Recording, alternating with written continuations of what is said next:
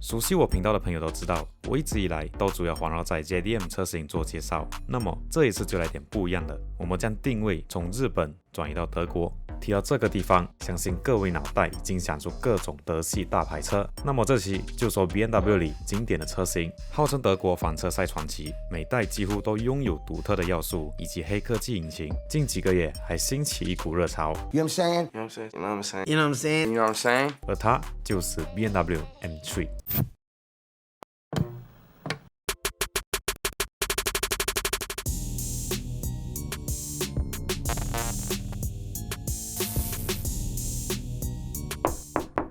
在提到主打高性能的 M3 系列之前，我们先来了解 3 Series 的由来。初代的3 Series 生产于1975年，用来取代上一代车型02系列的定位，紧凑运动型轿车。而新世代的 E21 也延续此车型的核心，不过到了下一代 E13 就企图扩大紧凑型轿车市场，于是就开始生产4门以及 Wagon 版本。同期间诞生了我们熟知由 BMW 赛车部门打造的 BMW M3。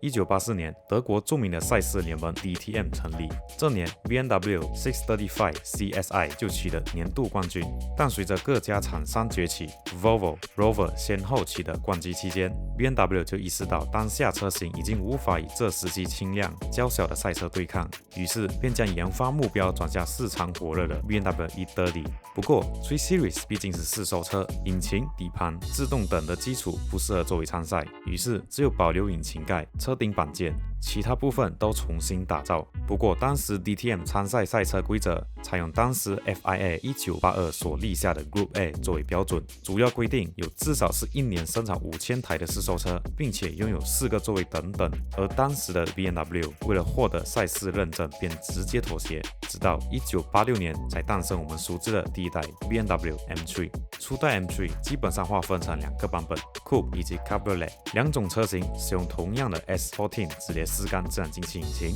马力高达200匹。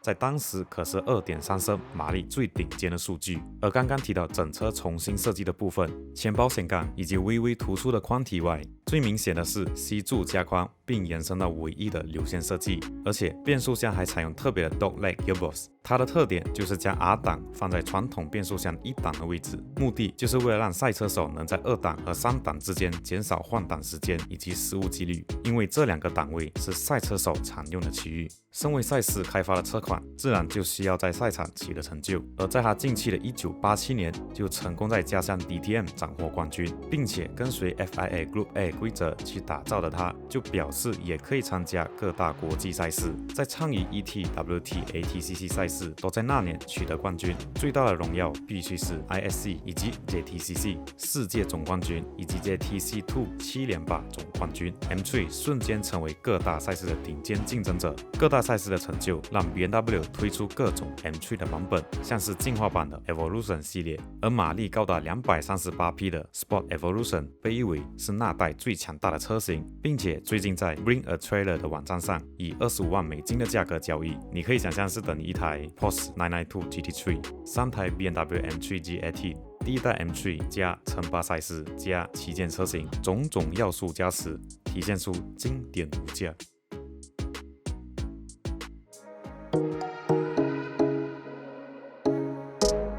E30 的成功让 BMW 将销售核心放在 E36 身上，把各种先进科技导入到市售车上，并成功开拓了市场，写下相当辉煌的销售成绩。不过由于在当时 BMW 已经逐渐淡出 DTM 赛事，因此 E36 M3 不再是为了赛事而制造的道路版车型，而完全是以市售为考量的高性能车型。先行推出了双门 Coupe 车型，然而由于考量到生产成本的因素，不像之前 E30 M3 使用专属的宽车体，因此大致结构与一般的3 Series 看起来相当接近。然而为了宣告其不凡的地位，仍为它独立使用了前后保险杆、侧裙、后视镜以及专属轮圈，再搭配著名的3色 M 字 logo， 还是有相当高的辨识度。之后继续扩大车系版图，导入了敞篷和4门车型，主要配备大致上差不多一样。配备 SMG 自手排，当时是 M3 第一个搭载 AMD 变速箱，被评价性能优秀，日常母汤。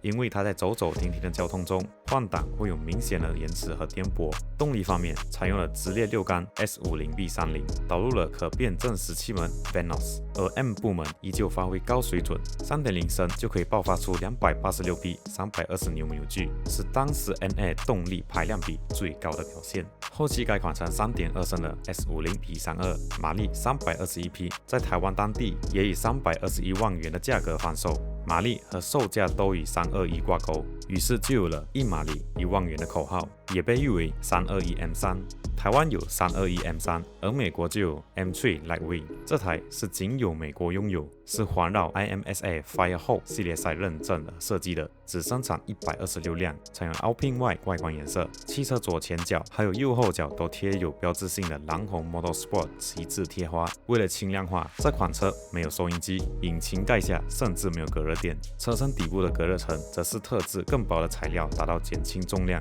最终车重仅有1338公斤，比标准 E36 M3 轻了整整102公斤。不过据说当时购买新车的时候，因为美国道路法规开始针对性能车下手，它的尾翼和双油泵浦是藏在后车厢上，如果车主想要安装，就必须与经销商签订合约，安装之后就失去保修的条款，主打一个欲擒故纵。但这些举动其实就可以看出是为了车迷所做的车款，毕竟面对法规，通常都会选择退出市场，而它在当地也被评价是 BMW 献给美国车迷的短暂礼物。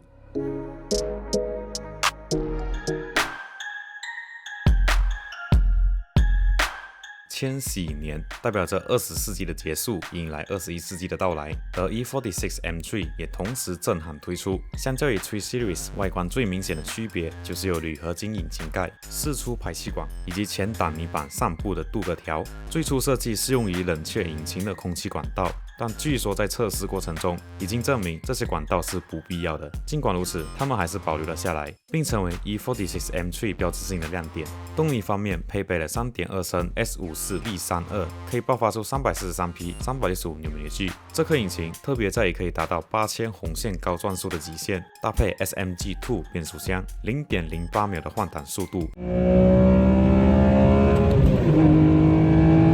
E46 还导入各种跨时代的电子系统，像上一代锁定率 25% 扭力感应机械式 LSD， 改换成精准度更高的电子式 LSD， 具有0到100% 锁定率自动变换的功能。还有底盘部分则是首次使用前后轻量化铝合金下支臂，来大幅提升过弯时的稳定性及灵活度，并搭载了 DSC 动态稳定系统，因此在当时各大汽车杂志都评价为入门超跑的最佳首选车款，而受到许多人的吹捧。再来，首次加入 CSL 的版本，顾名思义就是轻量化运动双门版。一眼望去，与 M3 最明显的差别就是前保险杠的单边通风口以及低调流线的尾翼。我个人就很喜欢这种单边通风口不对称的设计。车身和内饰的减少外，引擎、变速箱以及底盘进行特调。除了使用碳纤维车顶，工程师还使用一种特殊材质打造排气系统，来进一步减轻重量。结合其他轻量化结构打造后，整车重量仅有1385公斤，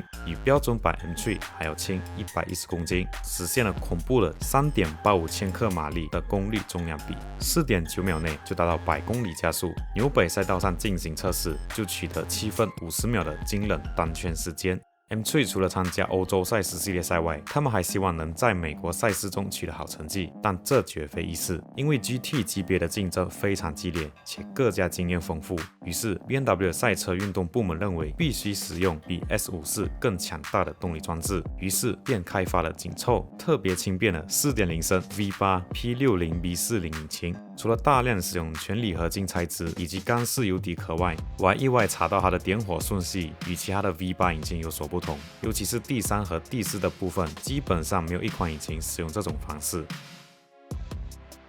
即便为赛事特殊打造的引擎，却遇到一个问题。严格来说，这颗不是任何系列 M3 车型的标配。因此不符合 ALMS GT 系列认证。根据规定，在赛车展示后12个月内，至少要完成10台认证车辆。时间紧迫的当下 ，BMW 还是及时生产了10台可合法上路的汽车，而那台就是鼎鼎大名的 BMW M3 GTR Traction Version。有玩过 Need for Speed Most Wanted 的人都知道的车型，甚至还成为 Heat 的剧情里最终反派逃跑时用的座驾。虽然 M3 GTR 在 ALMS GT 系列赛的10场比赛中夺得7次冠亚军，但是仅有在1个赛季成功。因为 M3 GTR 优秀的表现惹怒了竞争对手，理由是参赛门槛够低，导致不平衡的试售车也可以简单进入赛事，并要求联盟修改规则。之后就如他们所愿，规则从10辆改成至少必须生产100辆认证车型。因此，考量 BMW M3 GTR 成本效益以及赛事效益，最终选择退出赛事机构，让这台 M3 GTR 永远保留最巅峰的形象。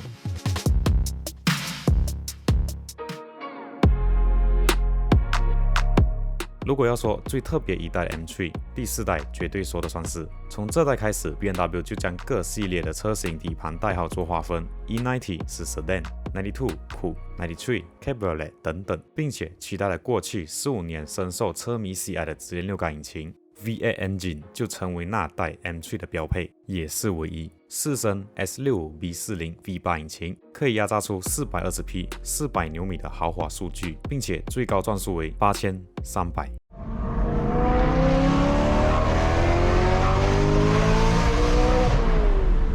排气声丝毫不逊色于超跑，而且引擎本体只有202公斤，比上一代 S54 还要轻15公斤。这些技术含量当然离不开 BMW 长期在 F1 赛事累积的经验，尤其是05年收购了 Sauber 车队，成为最大股东。没有错，就是现在唯一还没有获得积分的荧光绿色车队。专门为 F1 打造的 P86 V8 引擎缸体就在 Lansat 轻金属铸造厂生产，而 S65 同样出自于那里，可谓是含金量十足。而且 E92 M3 还带领 BMW 时隔20年重返 DTM， 在2012年的首秀赛季中就取得10场比赛中的5场，赢得车手冠军以及制造商冠军，并且在其他大型赛事都取得不错的成绩。赛事取得大成功，必然顺势就要推出更猛的旗舰车型啦。其中要说的就是仅有150辆的 M3 GTS， 在 S65 基础上扩缸，从 4.0 升增加到 4.4 升，450匹，440牛矩，车重只有1530公斤，极速突破300大关的疯狂数据。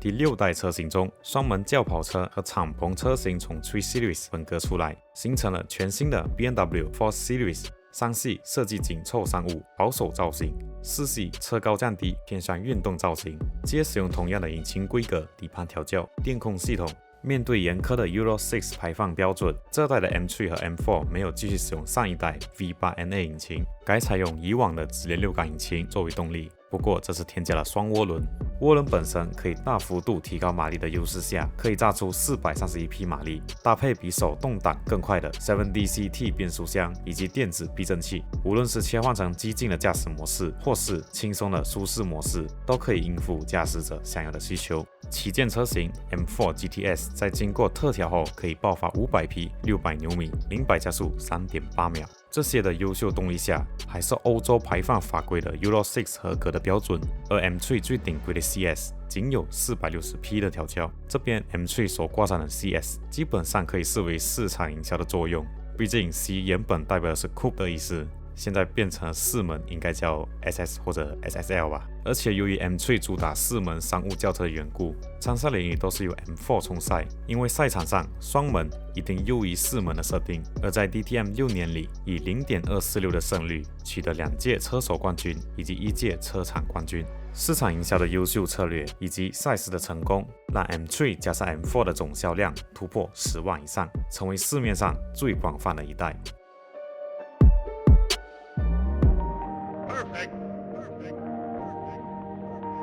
我们都知道 BMW 家族式设计的双鼻孔会随着时间增大，到了第6代7 Series 相对来说还可以接受。不过在2019年 BMW 在法兰克福车展上直接走火入魔，新一代4 Series 直接把鼻孔干到下巴去，连下方格栅都已经扭曲变形。林总，设计可以艺术，但艺术不是来设计的呢。空前绝后的大鼻孔当时就直接引爆社群网络的讨论，纷纷表示还好3系提早发表。然而到了隔年新世代的 M3 和 M4 同台发布时， M3 终究在劫难逃，新式家族设计语言硬是给它支上。不过 M3 自带的宽体和侧裙还是顺眼了许多，但如果把车牌拿掉，我还是觉得很突兀，就是一种说不出的怪异感。maybe 是4门的关系吧。当然这些都只是前菜，重要的是它具备的性能才是核心。首先 BMW 在2015年更换了造车平台 CLAR， 随着 Safer Series 一起推出，此平台打造的底盘结构可以通用后轮和全轮驱动的组装，并且相比之前的底盘重量减轻，同时提高车辆的刚性和安全性。经过上一代 F82 后，可以看见 BMW 更愿意在 M4 进行更多的研发，投入更多的资源。M4 G82 仅使用 G22 的车门和后行李箱，剩下的板件都进行刚性强化，使得它再加重38公斤。不过动力方面 ，M3 和 M4 皆采用号称机皇的 S58 V30 引擎。虽然说它是由 V58 引擎作为基础，但是只有保留1/10的零件，涡轮套件、引擎结构、冷却系统等等都进行强化以及改良，最终打造出将近100匹提升了473匹马力账面数据。不过这远远不是这颗引擎的极限。本身优秀的构造让它在改装市场成为顶尖的存在。透过解锁 ECU 键之后，无需透过动力零件强化，就可以做到再提升100匹以上的马力。要知道，在改装界中，仅用一阶就达到提升100匹的引擎是少之又少。加上优秀的冷却油温系统，让它在激烈操驾的过程，机油温度几乎处在稳定状态。而且以美国 CES Motorsport 改装厂作为例子，在不进行引擎内部强化、安装副厂涡轮、进排气等套件后，马力就可以提升到880匹。当然1000匹的案例也是有，但基本上引擎内部都会进行强化，并且大多会使用单涡轮。还有一点必须提到的就是4轮驱动的电控系统。BMW 旗下成熟的 S-Drive 电控系统下， M3、M4 全油门0-100加速过程中，轮胎基本不会打滑，完全不用担心改装后马力无法驾驭的情况。强悍的动力基础以及成熟的电控系统加持，一举成为改装业界的顶尖神器。当然 BMW 自然也有推出旗舰 G82 M4 CSL 来作为工艺展现。这次 CSL 是时隔146世代后再次回归的车型，而它不负众望，在纽北赛道成为全 BMW 车型最快纪录，7分13.497秒。什么概念？接近 Porsche 918 GT3， 超越上一期影片的 LFA， 甚至488 GTB、AMG GT63S 都被超越。综合高性能的表现，让汽车媒体常把 CSL 和911 GT3 共台较量。虽然说 M4 基本可以当做 M3 双门版，毕竟都是同一个底盘，但还是说一下这代 M3 的表现。M3 CS 在纽博格林突破7分23.975秒，而 M3 Touring 则以7分35.06成为 Wagon 车型最快纪录。再过2年 ，M3 就推出了40年。基本每代的发表都能在高性能市场兴起一阵风波。初代环绕赛事的设定，2代与民间极高的连接，3代最纯粹性能车的标杆，4代 V8 澎湃的动力，5代技术跨越式升级，到最新一代全方面顶尖的表现。每代分支出各路派系的玩家。而 BMW 面临排放法规的议题，已经将旗下的 M5 动力换成混能。之后 M3 还会有什么黑科技？会被换成混动吗？就让我们敬请期待日后推出的慕尼黑刺客。